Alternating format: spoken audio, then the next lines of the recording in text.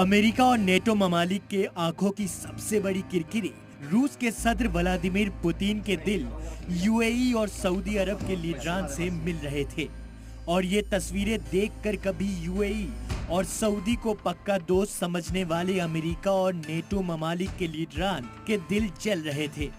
Putin का gulf country में powerful stage, America के दोस्तों के साथ शानदार केमिस्ट्री और बाइडेन से भी पुरजोश इस्तकबाल मिडिल ईस्ट में पावर ब्रोकर के किरदार में रूस के दबदबे को दिखाने वाला है, जो अमेरिका को बहुत ज्यादा बेचैन कर रहा होगा। पुतिन अपने खास प्लेन, जिसे उड़ता हुआ किला भी कहा जाता है, उसमें 4 सुखोई 25 MKI जेट की सिक्योरिटी में निकले। पुतिन की सिक्योरिटी में निकले ये 4 लड़ाकू जेट को खतरनाक R-77 और R-73 air to air missile से लैस किया था। यानी मिडिल ईस्ट में जिस इलाके में अमेरिका की सबसे खतरनाक मिसाइलें, हजारों सैनिक और एयरक्राफ्ट कैरियर तैनात है, वहां पर पुतिन पूरी तैयारी और दबदबे के साथ शेर की तरह घुसे।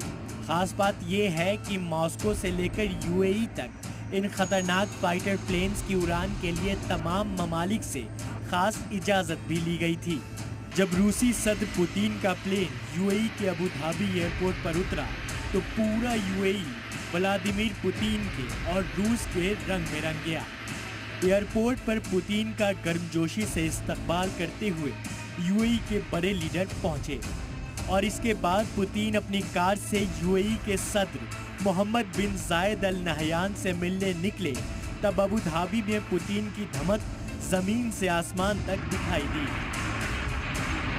पुतिन की कार धीरे धीरे सदर के महल में पहुंच रही थी और इधर अबू धाबी के आसमान को यूएई के प्लेन रूस के रंग में रंग रहे थे और जमीन पर पुतिन को 21 तोपों की सलामी दी जा रही थी। यूएई में किसी भी आलमी लीडर का ये बेमिसाल इस्तकबाल था। पुतिन नहयान से ऐसे मिले जैसे 2 पक्के दोस्त मिलते हैं और उसके बाद दोनों दोस्तों के बीच बातें शुरू हुई। पुतिन ने अरब दुनिया में यूएई को अपना मेन ट्रेडिंग पार्टनर बताया है। सच्चाई ये है कि वॉर के बाद दुनिया भले ही रूस पर हमलावर हुई, लेकिन यूएई ने दरमियानी रास्ता अपना कर रखा। अब ऑयल प्रोड्यूसिंग कंट्रीज के बीच तिजारत और मजबूत करने की तैयारी है, जो अमेरिका के लिए बड़ा झटका है। ऑयल प्रोड्यूसिंग कंट्रीज से पुतिन की दोस्ती अमेरिका को जरूर अखर रही होगी। Ваши позиции вышли на беспрецедентно высокий уровень. И действительно, Объединенные Арабские Эмираты – главный торговый партнер России в арабском мире. वैसे जिस वक्त यूक्रेन में जंग की आग चल रही थी, मिडिल ईस्ट में इजराइल और हमास के बीच लड़ाई चल रही थी, पुतिन के इस इलाके में एंट्री हुई तो इन दोनों मुद्दों पर भी चर्चा करके पुतिन ने जता दिया कि उनका दखल हर जगह बराबर है। Реализуется ряд крупных проектов в нефтегазовой сфере. فهناك عدة مشاريع كبرى في مجال النفط والغاز ننفذها. Мы сотрудничаем и по линии ОПЕК+. मुलाकात और बातें खत्म करके यूएई से पुतिन रवाना हुए, लेकिन अमेरिका को अभी एक और केमिस्ट्री देखनी थी जो उसके दिल को जलाने वाली थी। यूएई से पुतिन सऊदी अरब उतरे।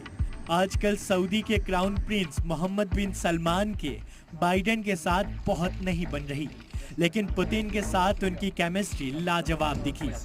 देखिए किस तरह 2 दोस्तों ने हाथ मिलाया। एमबीएस ने पुतिन के हाथ को खास तरीके से थपथपाया भी। जो केमिस्ट्री 2 लीडरान की बॉडी लैंग्वेज में थी, वो ही पुतिन की बातों में। ये तय हो चुका है कि अब मोहम्मद बिन सलमान मॉस्को में जाकर इस दोस्ती को और मजबूत करेंगे, जो अभी भी अपने हाईएस्ट लेवल पर है। Мы ждали вас в Москве. Знаю, что обстоятельства внесли коррективы в эти планы. यूक्रेन पर हमले की वजह से पुतिन के खिलाफ इंटरनेशनल कोर्ट ने गिरफ्तारी वारंट जारी कर रखा है और रूसी सदर फॉरेन ट्रिप से बच रहे हैं। लेकिन ये दौरा इसलिए भी मुमकिन हो पाया क्योंकि यूएई और सऊदी अरब ने आईसीसी के साथ कोई समझौता नहीं किया। अब आप एक्सपर्ट से इस दौरे का मतलब भी समझिए। मिडिल ईस्ट के कंट्रीज के साथ में रशिया के रिलेशंस बहुत स्ट्रांग होते गए हैं इस बीच में। और इसीलिए हम ये देख रहे हैं कि चाहे जो वेस्ट वर्सेस रशिया वॉर जिसको हम बोल रहे हैं आजकल यूक्रेन के संदर्भ में हो रहा हो, लेकिन उसके बावजूद रशिया की जो स्ट्रेंथ है वो इन सब मुल्कों में, मिडल ईस्ट में ख़ास तौर से काफ़ी बड़ी है। खास बात यह है कि पुतिन यूएई और सऊदी अरब के दौरे के अगले दिन ईरान के सदर से भी मुलाकात कर रहे हैं और ये दिखाता है दुनिया की पॉलिटिक्स को अभी भी पुतिन अपनी मर्जी से चलाने का दम रखते हैं और अमेरिका के दबाव का न उन पर कोई असर है और न उनके दोस्तों पर। Bureau report, C media.